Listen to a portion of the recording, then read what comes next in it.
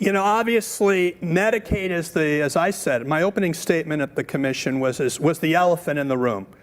And that was because without continuity of care, block grants, I don't want block grants. Block grants only pay for non-evidence-based treatment. You don't fight cancer with block grants.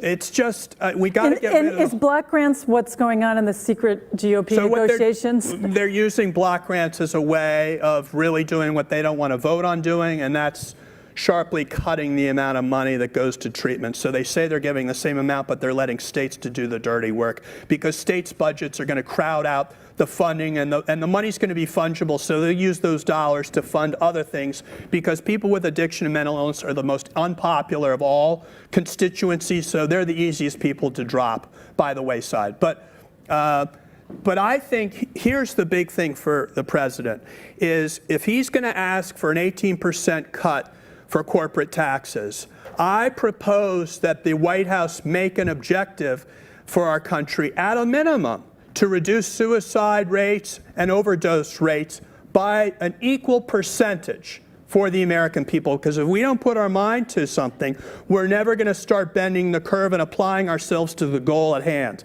So I think when you see the suicide rates and overdose so high, and all the scientists will tell you we can reduce those. We can reduce those quite dramatically. We know what to do to reduce those. But if we're not making it a goal of this country to reduce those, we're never going to get to where we need to go. So I would say make the reduction in suicide and overdose the same as you make corporate taxes, the reduction in corporate taxes.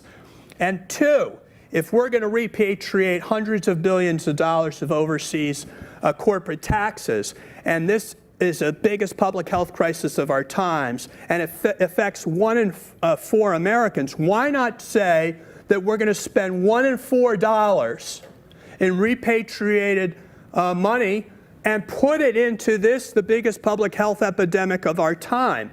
And let's build the infrastructure, because you're hearing from everyone that we don't have the workforce out there, we don't have the availability out there, we don't have the telemedicine out there. Let's build that out.